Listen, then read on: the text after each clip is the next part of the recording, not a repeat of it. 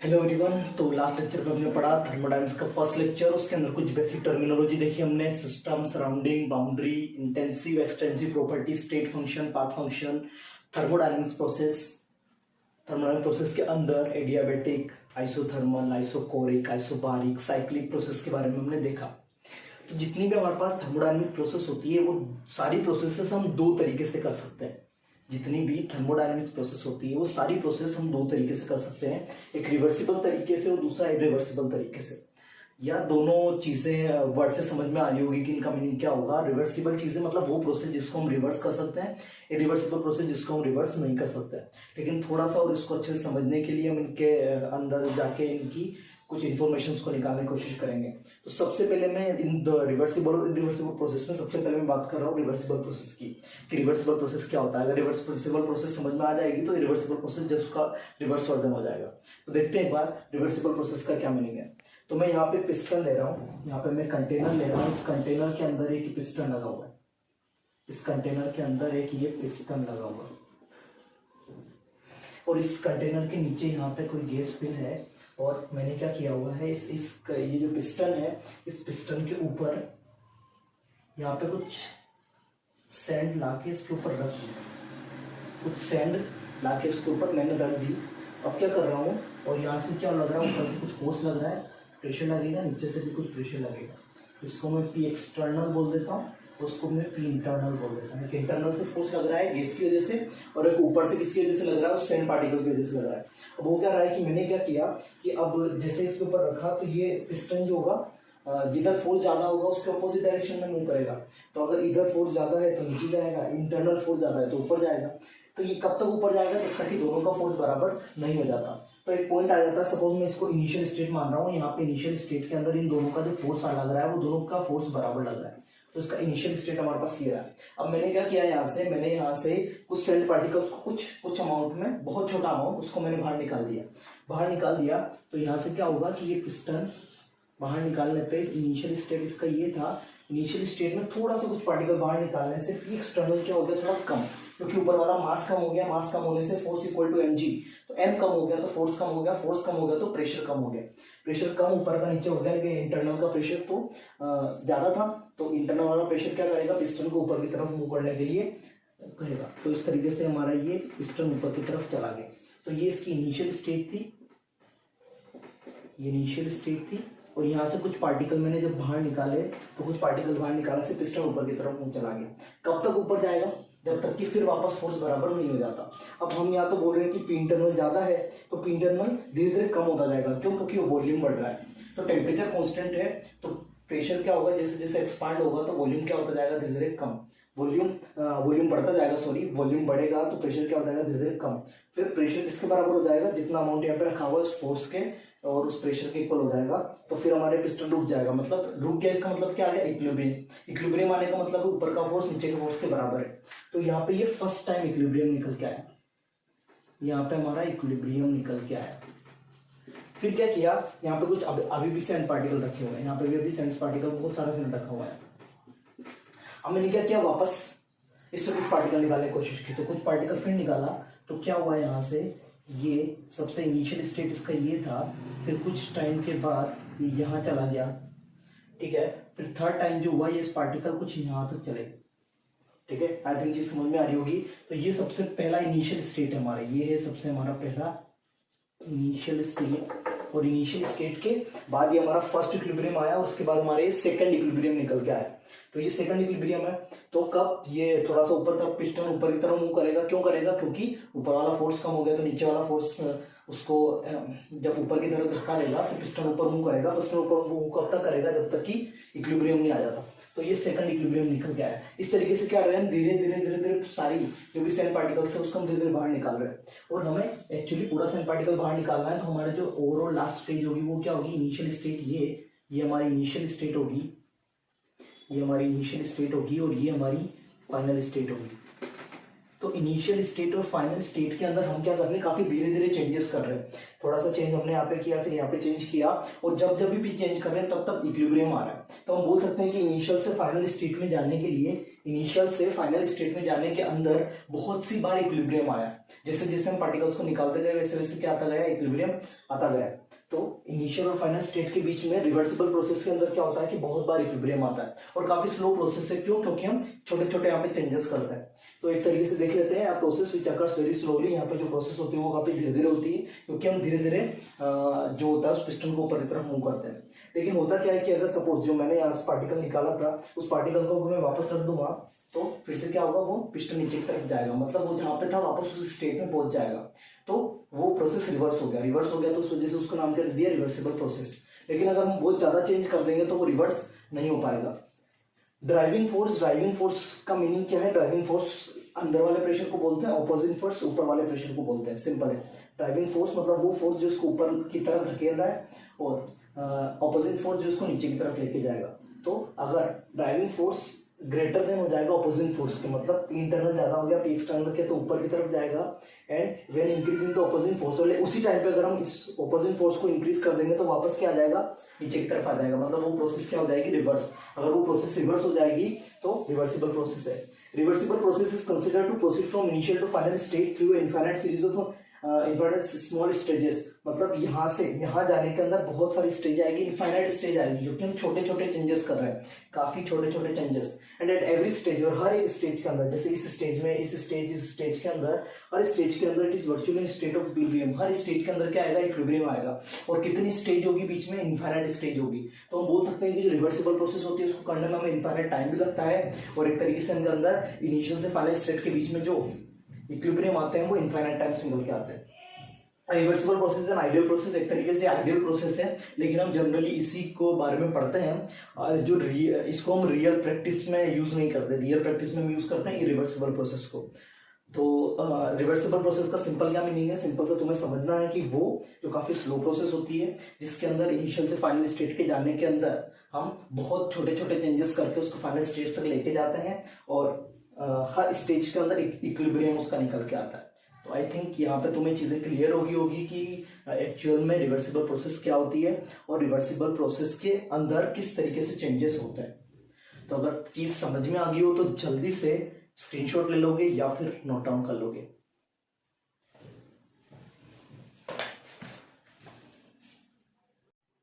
तो जैसा कि हमने देखा कि रिवर्सिबल प्रोसेस क्या होती है, तो रिवर्सिबल प्रोसेस के बाद अब हम सेकंड चीज पढ़ने वाले हैं, रिवर्सिबल प्रोसेस। तो जो भी चीजें रिवर्सिबल प्रोसेस के अंदर हम छोटे छोटे चेंजेस करते हैं, लेकिन इरिवर्सिबल प्रोसेस के अंदर हम जनरली क्या करते हैं कि हमारे पास एक कंटेनर है, उस कंटेनर के अंदर ये पिस्टन रखा हुआ है, ठीक है। इस पिस्टन के यहाँ पे गैस है, और इस गैस के ऊपर से यहाँ पे प्रेशर अप्लाई कर, ठीक है, प्रेशर अप्लाई कर रहा हूँ। ये पिस्टन है, मेरे पास क्या दिया हुआ है, ये पिस्टन दिया हुआ। तो मैंने क्या किया कि यहाँ पे ये इसका इनिशियल स्टेट है, उसको मैं इनिशियल स्टेट भी बना देता हूँ। यहाँ पे इसका इनिशियल स्टेट है, और मैंने क्या किया, इस इनिशियल स्टेट को मैं सीधा क्या करके लेके गया, मैंने प्रेशर हटा दिया और मैं इसको फाइनल स्टेट तक लेके चला गया। Final state. तो मैंने यहाँ पे छोटे छोटे चेंजेस नहीं किए, मैंने यहाँ पे एक सिंगल स्टेप में ही पूरा जो पिस्टन था उसको मूव कर दिया। तो इसी तरीके को हम क्या बोलते हैं, सिंपल इरिवर्सिबल प्रोसेस बोलते हैं। तो यहाँ पे पहले डेफिनेशंस थोड़ा चीजें क्लियर करते हैं। When the process goes from initial to final state in single step in finite time. Infinite नहीं, इनफाइनाइट मतलब कुछ टाइम लगेगा, 10 मिनट में या तो हो सकता है 15 मिनट में हो सकता है, लेकिन जो रिवर्सिबल प्रोसेस थी हमारे पास उसको काफी ज्यादा टाइम लगता है, बोल सकते हैं इनफाइनाइट टाइम है। तो ये जो प्रोसेस है सिंगल स्टेप प्रोसेस होती है। यहाँ पे एक इनिशियल स्टेट में एक बार इक्विलिब्रियम आएगा, और दूसरा इक्विलिब्रियम कब आएगा, यहाँ से मैं यहाँ से कहाँ लेके गया, ये मेरे पास इनिशियल स्टेट थी, तो इस इनिशियल स्टेट से मैं कहाँ पे लेके चला गया, इसको फाइनल स्टेट तक। तो बस मैंने एक सिंगल स्टेप में क्या किया, मैंने उस प्रोसेस को कंप्लीट कर लिया। तो प्रोसेस को कंप्लीट कर लिया, और जब मैं वापस उस प्रेशर को इस पे अप्लाई करूंगा तो ये वापस इनिशियल स्टेट को गेन नहीं करेगा। हो सकता है ये भी उससे थोड़ा ऊपर हो जाए, हो सकता है नीचे हो जाए। तो ये एक्चुअल में ऐसा होता है कि वो अपनी एक्चुअल पोजीशन को अचीव नहीं कर पाता है। तो बोल सकते हैं कि इस टाइप की प्रोसेस को हम रिवर्स नहीं कर सकते, और इसीलिए बोलते हैं कि सिंगल स्टेप में होती है और फाइनाइट टाइम के अंदर हो जाती है। तो when the process goes from initial to final state in a single step in finite time and can not be reverse, it is termed as reversible process. Simple सी चीजें याद रखना है, रिवर्सिबल प्रोसेस एक सिंगल स्टेप प्रोसेस होती है, लेकिन irreversible process एक सिंगल स्टेप होती है, लेकिन जो रिवर्सिबल प्रोसेस होती है वो इनफाइनाइट स्टेज के अंदर होती है, और हर इनफाइनाइट स्टेज के अंदर उसका इक्विलिब्रियम आता है। लेकिन इसके अंदर इक्विलिब्रियम कब आएगा, एक तो इनिशियल स्टेट में, फाइनल स्टेट में, बीच में कोई भी इक्विलिब्रियम नहीं आएगा। उस चीज को सिंपल क्या बोलते हैं, इरिवर्सिबल, जहां पे इनिशियल से फाइनल स्टेट के बीच में बहुत सारे इक्विलिब्रियम आते हैं, उस या इनफाइनाइट इक्विलिब्रियम आते हैं, उस टाइप की को बोलते हैं हम reversible. Equilibrium exist only at the initial and final stage of the process, मतलब एक तो इनिशियल स्टेट में आएगा और एक फाइनल स्टेट में हमारे पास निकल के आएगा। सिंपल सी चीज है। एक तरीके से ये स्टेटमेंट काफी इंपॉर्टेंट है कि जितनी भी हमारी नेचुरली अकरिंग प्रोसेस है वो सारी रिवर्सिबल होती है। जैसे कि पानी झरने से नीचे आता है, तो झरने से नीचे आ रहा है लेकिन वापस ऊपर जा पाएगा नहीं, तो रिवर्स नहीं हो पा रहा है। सिंपल जैसे कि हमारे पास अगर इंक है, इंक का जो है उसको सपोज अगर मैं कहीं पे उसकी जो ड्रॉप डालता हूँ, तो ड्रॉप डालने से वो स्प्रेड होता है, तो क्या वो स्प्रेड होकर वापस एज अ ड्रॉपलेट की फॉर्म में आ सकता है? नहीं आ सकता, मतलब वो रिवर्स नहीं हो सकता। तो जो भी एक तरीके से बोल सकते हैं कि हमारे पास जो भी नेचुरली प्रोसेस होती है वो सारी नेचुरली प्रोसेस इरिवर्सिबल होती है, वो रिवर्सिबल प्रोसेस नहीं होती है। और एक्चुअल में इरिवर्सिबल प्रोसेस एग्जिस्ट करती है, रिवर्सिबल प्रोसेस के नाम की कोई चीज नहीं होती है। जैसे कि हम पहले भी डिस्कस कर चुके हैं कि वो आइडियल प्रोसेस होती है। तो आई थिंक रिवर्सिबल प्रोसेस और इरिवर्सिबल प्रोसेस में तुम्हें डिफरेंस क्लियर हो गया होगा। अगर चीजें समझ में आ गई हो तो जल्दी से इसका स्क्रीनशॉट ले लोगे या फिर कहीं पे नोट डाउन कर लोगे।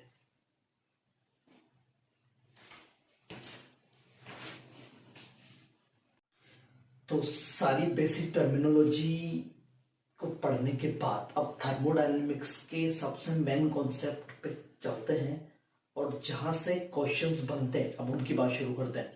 तो इन सब में सबसे पहली चीज है वर्क। वर्क क्या होता है, W से जिसको हम डिनोट करते हैं, वर्क क्या होता है। यहाँ पे हम अभी जनरली दो वर्ड के बारे में ज्यादा डिस्कस करने वाले हैं, एक वर्क और दूसरा heat. Work and heat. Heat को हम Q से डिनोट करते हैं, वर्क को W से। तो वर्क और हीट एक तरीके से एनर्जी को ट्रांसफर करने के काम में आते हैं। किसी पे अगर हम वर्क कर रहे हैं तो हम उसको एनर्जी दे रहे हैं, हाँ, और किसी को हीट प्रोवाइड कर रहे हैं तो भी हम उसको एनर्जी दे रहे हैं। तो यहाँ पे वर्क और हीट ये दोनों एक तरीके से एनर्जी ट्रांसफर करने के काम में आने वाले वर्ड है, ठीक है। तो एक तरीके से मोड ऑफ एनर्जी है जिसको हम सिस्टम से सराउंडिंग को देते हैं या फिर सराउंडिंग से सिस्टम को देते हैं, दोनों चीजें हो सकती है, ठीक है। तो आज हम वर्क के बारे में बात करने वाले हैं। तो सिंपल वर्क को पहले देखते हैं कि वर्क होता क्या है। तो work is a mode of energy transfer. Energy transfer करने का एक माध्यम है टू और फ्रॉम अ सिस्टम। या तो सिस्टम को देंगे या सिस्टम से लेंगे विद रेफरेंस टू सराउंडिंग। तो सिस्टम से सराउंडिंग के ऊपर भी वर्क कर सकते हैं या सराउंडिंग सिस्टम के ऊपर वर्क करेगा, दो तरीके से वर्क हो सकता है। तो वर्क क्या है, एनर्जी ट्रांसफर करने का एक माध्यम है। Work is expressed as product of two factor. Work दो फैक्टर्स का प्रोडक्ट है। पहला फैक्टर है इंटेंसिटी फैक्टर, दूसरा फैक्टर है कैपेसिटी फैक्टर। याद रखना वर्क क्या है, दो फैक्टर है उनका मल्टी प्रोडक्ट है, वो मल्टीप्लाई कर दोगे दो फैक्टर को तो वर्क आ जाएगा। एक इंटेंसिटी, दूसरा कैपेसिटी। जैसे कि एग्जांपल लेते हैं, ग्रेविटेशनल फोर्स क्या होता है। mgh फिजिक्स वाले हो पता होगा तुम्हें, mg इंटू h। तो mg क्या है, इंटेंसिटी फैक्टर है, यहाँ पे फोर्स। इंटेंसिटी फैक्टर वो फैक्टर जो फोर्स है, और कैपेसिटी फैक्टर की वो फोर्स कितने एक्सटेंट तक लग रहा है, तो h तक लग रहा है, समझ में आ रहा है, तो उसको कैपेसिटी फैक्टर बोलती है। इलेक्ट्रिकल वर्क होता है Q इंटू वी। Q क्या हो गया, चार्ज कितना है, V क्या हो गया वहां पे पोटेंशियल डिफरेंस। तो जितना ज्यादा डिफरेंस होगा मतलब कितना एक्सटेंट तक पोटेंशियल डिफरेंस है, तो कैपेसिटी फैक्टर, ये इंटेंसिटी फैक्टर।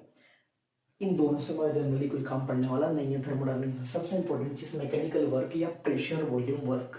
वो क्या होता है, P external into V, V2 minus V1 मतलब डेल्टा V। तो V2 माइनस V1 मतलब एक तरीके से क्या एक्सटेंट है, जितना ज्यादा एक्सटेंट तक वॉल्यूम चेंज होगा उतना ज्यादा डेल्टा V होगा। और P एक्सटर्नल जितना ऊपर से प्रेशर अप्लाई कर रहा है, तो P external into delta V क्या हो जाएगा, ये तुम्हारा इंटेंसिटी फैक्टर है, ये तुम्हारा कैपेसिटी फैक्टर है। तो जितने भी वर्क हमने देखते हैं उन वर्क के अंदर जनरली दो फैक्टर होते हैं, वो दोनों फैक्टर को अगर मल्टीप्लाई करें तो हमें वर्क मिल जाएगा। तो पहला फैक्टर होता है इंटेंसिटी फैक्टर, दूसरा फैक्टर होता है कैपेसिटी फैक्टर। सिंपल सी डेफिनेशन याद रखनी है, ये सबसे इंपॉर्टेंट चीज है प्रेशर वॉल्यूम वर्क। इसी के बारे में हम थोड़ी देर बाद बात करने वाले हैं कि ये कैसे निकल के आता है, ठीक है। तो सिंपल अभी के लिए ये चीज याद रखोगे कि वर्क एक तरीके से क्या है, एनर्जी ट्रांसफर करने का एक माध्यम है और दो चीजों से मिलकर बना है, दो फैक्टर से मल्टीप्लाई करने पे मिलकर बना है, इंटेंसिटी फैक्टर और कैपेसिटी फैक्टर। वर्क सिंपल फॉर्मूले रहेंगे, आंसर निकाल लोगे, लेकिन थर्मोडायनेमिक्स ओनली आंसर निकालने वाला चैप्टर नहीं है। थर्मोडायनेमिक्स में सबसे इंपॉर्टेंट चीज होती है कि साइन यूज करना कैसे है, नेगेटिव वर्क, पॉजिटिव वर्क, ये सारी चीजें। तो यहाँ पे सबसे इंपॉर्टेंट चीज होता है साइन कन्वेंशन, जिसकी बात करने वाला। साइन कन्वेंशन तुम्हें याद रखना है, फिर से बोल रहा हूँ, फिजिक्स का साइन कन्वेंशन अलग यूज होता है, केमिस्ट्री में साइन कन्वेंशन अलग यूज होता है।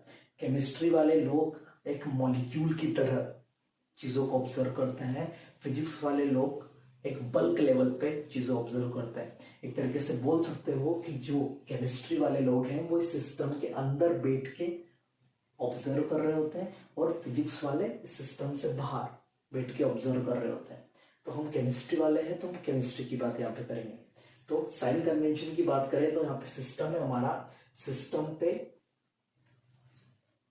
अगर कोई वर्क करता है, सिस्टम पे वर्क अगर कोई कर रहा है तो work done on the system अगर होगा तो वो पॉजिटिव होगा। मतलब सिस्टम के अंदर बैठे हुए हैं और हमारे ऊपर कोई वर्क कर रहा है, मतलब हमें वो एनर्जी दे रहा है, तो एनर्जी दे रहा है तो हमारे अंदर एनर्जी बढ़ रही है, मतलब पॉजिटिव है। अगर सिस्टम वर्क कर रहा है तो work done by the system, तो अगर हम काम कर रहे हैं तो हमारी एनर्जी डिक्रीज हो रही है, मतलब एनर्जी कम हो रही है, मतलब नेगेटिव है। सिस्टम काम कर रहा है तो नेगेटिव, सिस्टम पर काम हो रहा है तो पॉजिटिव। केमिस्ट्री के अंदर तुम्हें याद रखना है work is a path function, पहले भी बता चुका हूं, वर्क एक पाथ फंक्शन है। एक्सपेंशन और कंप्रेशन, ये दो वर्ड भी काफी यूज में आते हैं, तो थोड़ा सा इस डायग्राम को पहले देखोगे। एक कंटेनर है, उसमें ये सेम सिमिलर गैस फिल की हुई है और एक पिस्टन लगाया हुआ है। पिस्टन के नीचे गैस के जैसे पी प्रेशर लग रहा है, पी एक्सटर्नल ऊपर से लग रहा है। अगर पी ज्यादा है पी एक्सटर्नल से तो ये पिस्टन ऊपर जाएगा, मतलब वो एक्सपांड करेगा, तो एक्सपेंशन है। एक्सपांड क्यों कर रहा है? क्योंकि ये गैस काम कर रही है, ये जो सिस्टम है ये सिस्टम काम कर रहा है। तो सिस्टम अगर काम कर रहा है मतलब work done by the system है।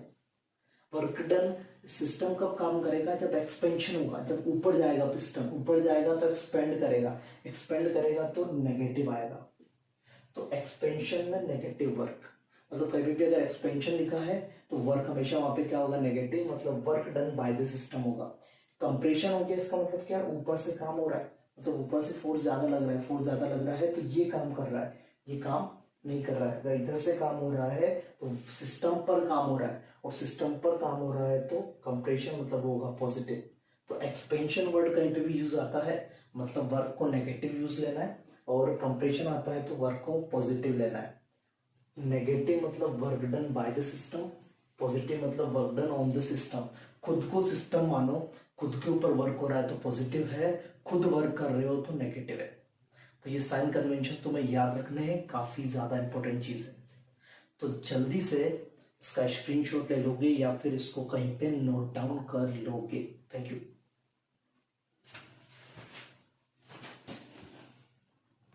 तो अभी हमने देखा था वर्क के बारे में। वर्क क्या होता है? वर्क एक तरीके का मोड ऑफ एनर्जी ट्रांसफर है, एंड उसके फैक्टर दो तरीके के factor, intensity factor, capacity factor. उसका साइन कन्वेंशन को काफी ज्यादा इंपॉर्टेंट है। कंप्रेशन है तो पॉजिटिव है, पॉजिटिव है मतलब work done on the system है, और एक्सपेंशन है मतलब नेगेटिव है, मतलब work done by the system है। काफी ज्यादा इंपॉर्टेंट चीज है। जनरली क्वेश्चन के अंदर work done by the system, work done on the system जैसी टर्मिनोलॉजी नहीं देख के एक्सपेंशन और कंप्रेशन जैसी टर्मिनोलॉजी भी दे देता है। तो चीजें तुम्हें पता होनी चाहिए कि कब कौन सा साइन यूज करना है। अब चलते हैं आगे कि प्रेशर वॉल्यूम वर्क को कैसे फाइंड आउट किया जाता है। तो उसके डेरिवेशन के बारे में बात करते हैं कि किस तरीके से प्रेशर वॉल्यूम के वर्क को हम फाइंड आउट करते हैं। तो यहाँ पे तुम्हारे पास डायग्राम बनाया हुआ है, एक कंटेनर है, उस कंटेनर के अंदर पिस्टन लगाई हुई है। वो पिस्टन वेटलेस और फ्रिक्शन लेस है, ठीक है। ऐसा होता नहीं है, लेकिन हम यहाँ पे ऐसे कोई पिस्टन नहीं है, कुछ ना कुछ तो वेट होगा, कुछ ना कुछ फ्रिक्शन लगेगा, लेकिन यहाँ पे हम अज्यूम करके चलते हैं कि ना तो इसका कोई वेट है ना इसका फ्रिक्शन है, तो ना वेटलेस और फ्रिक्शनलेस है। और यहाँ पे ये गैस है, इसकी वजह से पी इंटरनल फोर्स लग रहा है और ऊपर से पी एक्सटर्नल फोर्स लग रहा है। यहाँ पे मान रहे हैं कि जो पी इंटरनल है वो ग्रेटर देन पी एक्सटर्नल है, पी इंटरनल ज्यादा है, ये अज्यूम कर रहे हैं। ठीक है, यहाँ पे अज्यूम कर रहे हैं कि पी इंटरनल ज्यादा है, पी एक्सटर्नल कम है। पी एक्सटर्नल कम है, पी इंटरनल ज्यादा है, तो पिस्टन ऊपर की तरफ मूव करेगा, मतलब एक्सपैंड करेगा, तो एक्सपेंशन होगा, और एक्सपेंशन होगा तो वर्क कैसा आएगा, नेगेटिव। तो वर्क हमारे पास क्या होता है, एफ इंटू डी, मतलब force into displacement. Negative sign किसकी वजह से आ रहा है, ड्यू टू एक्सपेंशन, एक्सपेंशन हो रहा है, इसकी वजह से नेगेटिव साइन आ रहा है। और हमें पता है कि P इक्वल टू क्या होता है, by A, force upon area. तो यहाँ से F की वैल्यू क्या निकल के आ जाएगी, P इंटू ए। तो यहाँ पे मैंने F की जगह ये फोर्स कौन सा लग रहा है, ऊपर वाला फोर्स, तो ये फोर्स किसके बराबर होगा, जितना ऊपर से प्रेशर लग रहा होगा, P एक्सटर्नल इंटू ए इंटू बी, डी मतलब यहाँ पे डिस्प्लेसमेंट है। तो डिस्प्लेसमेंट किसकी वजह से आएगा, जब ये ऊपर की तरफ मूव करेगा, तो कुछ डिस्टेंस ये करेगा, तो उसमें जो वॉल्यूम में चेंज आएगा, तो वो ए इंटू डी क्या हो जाएगा तुम्हारे पास, वॉल्यूम में चेंज। तो minus P external into delta V is equals to क्या हो जाएगा, minus P external V two minus V one. V two मतलब जो बाद वाली स्टेज है, वी वन मतलब जो पहले वाली स्टेज थी, इनिशियल स्टेज थी। तो ये एक्सपेंशन में लगेगा, और ये हमारे पास work equal to P external delta V compression में लगेगा। कंप्रेशन मतलब पॉजिटिव, तो यहाँ पे पॉजिटिव आ गया सिंपल, और ये आ गया नेगेटिव। कभी भी अगर कंफ्यूजन होता है कि कब नेगेटिव लगाना है कब पॉजिटिव लगाना है, तो सिंपल सा क्या करना है तुम्हें, पी एक्सटर्नल की वैल्यू तुम्हें पता होगी, डेल्टा वी मतलब चेंज निकाल लो, उन दोनों को मल्टीप्लाई करो, एक्सपेंशन दिया हो तो आगे माइनस लगा दो, कंप्रेशन दिया हो तो कुछ मत लगा।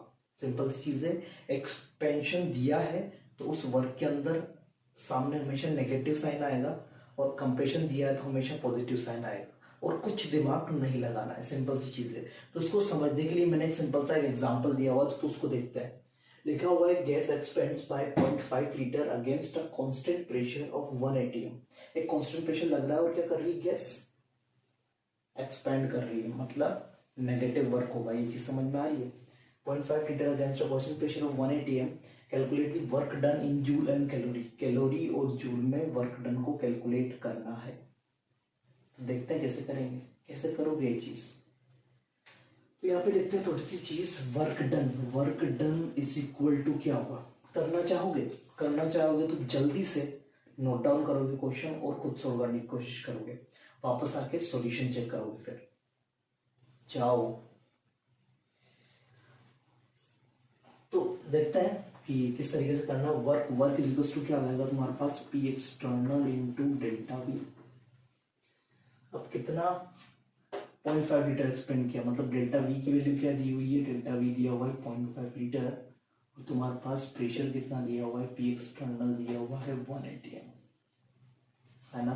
तो ये तुम्हारे पास हो गया 0.5 इंटू 1, तो ये हो गया 0.5 लीटर एटीएम। ये तो लीटर एटीएम है, ये तो लीटर एटीएम है, लेकिन मुझे किसने क्वेश्चन पूछा हुआ है, जूल में पूछा हुआ है।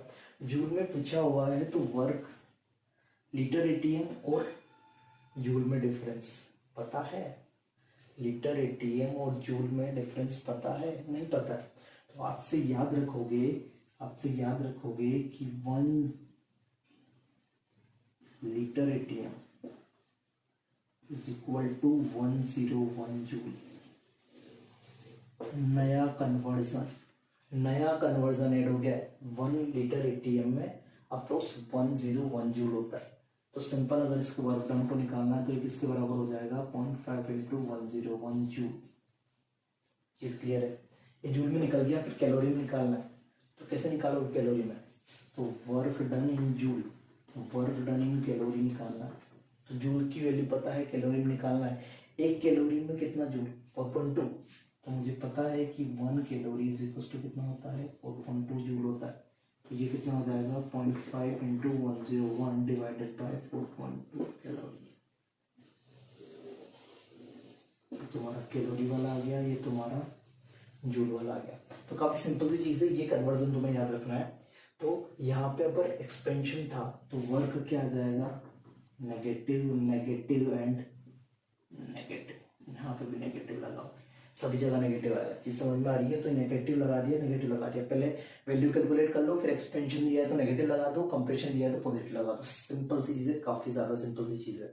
तो जल्दी से इस क्वेश्चन के आंसर को नोट डाउन करोगे और जो भी बोर्ड पे लिखा हुआ है उसका स्क्रीनशॉट लोगे या कहीं पे नोट डाउन कर लोगे। तो अभी हमने बात किया जैसे कि वर्क के बारे में, कि वर्क क्या होता है। तो वर्क क्या होता है? वर्क होता है दो फैक्टर्स का प्रोडक्ट। पहला फैक्टर है इंटेंसिटी फैक्टर, दूसरा फैक्टर है कैपेसिटी फैक्टर। इंटेंसिटी फैक्टर और कैपेसिटी फैक्टर को मल्टीप्लाई करने पे हमें वर्क मिलता है। तो हमने डिफरेंट डिफरेंट टाइप के वर्क देखे, वर्क का साइन कन्वेंशन देखा।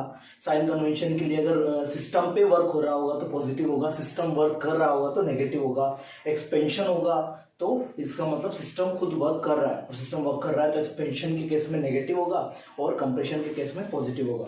और इस तरीके से फिर हमने प्रेशर वॉल्यूम वर्क का जो फॉर्मूला होता है उसको डिराइव किया। इसके बाद आगे चलते हैं, फिर एक क्वेश्चन पे हमने ट्राई किया वर्क के बारे में। इसके बाद आगे चलते हैं अपना सेकंड जो टर्मिनोलॉजी यहाँ पे हीट। तो हीट क्या होता है? हीट एक टाइप का एनर्जी हम ट्रांसफर करते हैं। तो हीट जब भी ट्रांसफर होता है वो हमेशा होता है हाई टेम्परेचर से लो टेम्परेचर की तरफ। याद रखना है, सबसे इंपॉर्टेंट चीज है कि हीट कहाँ से कहाँ ट्रांसफर होता है। हीट हमेशा हाई टेम्परेचर से लो टेम्परेचर की तरफ ट्रांसफर होता है। हीट भी एक एनर्जी ट्रांसफर करने का एक माध्यम है। और हीट ट्रांसफर क्यों होता है? क्योंकि दो चीजों में टेम्परेचर का डिफरेंस होता है। वो टेम्परेचर का डिफरेंस होने की वजह से उनके अंदर हीट का ट्रांसफर होता है, एनर्जी का ट्रांसफर होता है। तो टेम्परेचर डिफरेंस की वजह से अगर एनर्जी ट्रांसफर होती है तो कंफर्म वो हीट होगी। जी समझ में आ रही है? हीट किसकी वजह से? हीट एनर्जी ट्रांसफर है, किसकी वजह से हो रहा है एनर्जी ट्रांसफर? Temperature difference. तो heat is defined as the amount of energy which flows between system and surrounding due to temperature difference. Temperature difference की वजह से जो एनर्जी ट्रांसफर होती है उसी चीज को हम क्या बोलते हैं? हीट। सिंपल चीज याद रहेगी। इसके बाद इसका थोड़ा सा साइन कन्वेंशन देखते हैं। साइन कन्वेंशन के लिए सिस्टम है, हमारा सिस्टम दिया हुआ है। तो याद रखना है कि जैसे हमने वर्क के अंदर किया, तो वर्क में अगर सिस्टम पर अगर कोई वर्क कर रहा था तो पॉजिटिव था। इसी तरीके से अगर सिस्टम कोई हीट को एब्जॉर्ब कर रहा है, एब्जॉर्ब अगर करेगा तो पॉजिटिव होगा। अगर हीट को रिलीज करेगा तो वो नेगेटिव होगा। सिंपल सी चीज है। पॉजिटिव कब होगा? जब सिस्टम खुद हीट को एब्जॉर्ब करे, और नेगेटिव कब होगा? जब वो हीट को रिलीज करे। इस चीज को हम सिंपल सा याद रखेंगे। साइन कन्वेंशन काफी ज्यादा इंपॉर्टेंट चीज है। क्यों? पॉजिटिव कब लेंगे? जब हीट सप्लाई कर रहे हैं हम सिस्टम को। और नेगेटिव कब लेंगे? जब सिस्टम हीट सप्लाई कर रहा है सराउंडिंग को, तब क्या बोलेंगे हम उसको? नेगेटिव। और जब हीट खुद हीट ले रहा है, एब्जॉर्ब कर रहा है, तो उसको क्या बोलेंगे हम? पॉजिटिव। जैसे कि हमें पता है कि heat is a path function. Heat path function होता है। क्यों? क्योंकि हम लास्ट लेक्चर में पता लगा चुके हैं कि पाथ फंक्शन क्या होता है। तो हीट एक पाथ फंक्शन होता है। एक और चीज मैं यहाँ पे लिखना चाहूंगा कि हीट इज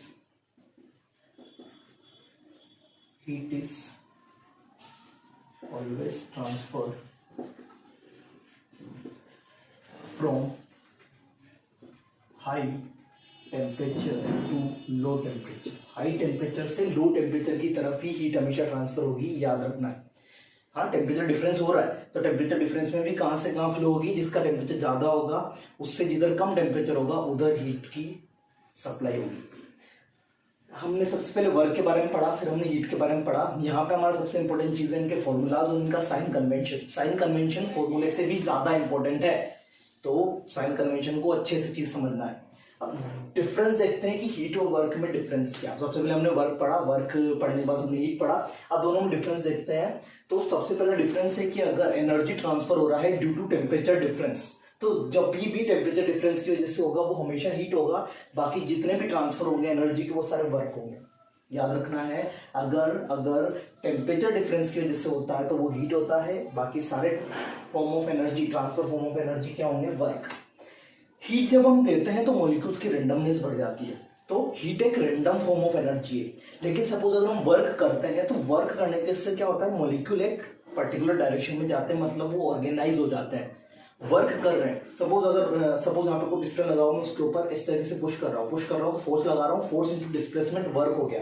तो इस तरीके से पुश कर रहा हूँ तो जो मॉलिक्यूल्स का जो डायरेक्शन है वो पर्टिकुलर उस डायरेक्शन में है। लेकिन अगर मैं हीट देता हूँ तो उनका रेंडमनेस क्या हो जाता है, ज़्यादा। तो हम बोल सकते हैं कि हीट जो है वो एक रेंडम फॉर्म ऑफ एनर्जी है, लेकिन वर्क जो है वो क्या है, एक ऑर्गेनाइज्ड फॉर्म ऑफ एनर्जी है। तो आई थिंक दोनों चीज़ें क्लियर होगी कि हीट और वर्क में क्या डिफरेंस होता है और हीट और वर्क एक्चुअली होता क्या है। तो यहाँ पे सबसे ज़्यादा तुम्हें इनके साइन कन्वेंशन पे फोकस करना है, तो चीज़ें काफ़ी इजीली तुम सॉल्व कर पाओगे। चीज़ अगर समझ में आ गई हो तो जल्दी से इसका स्क्रीनशॉट ले लोगे या फिर नोट डाउन कर लोगे।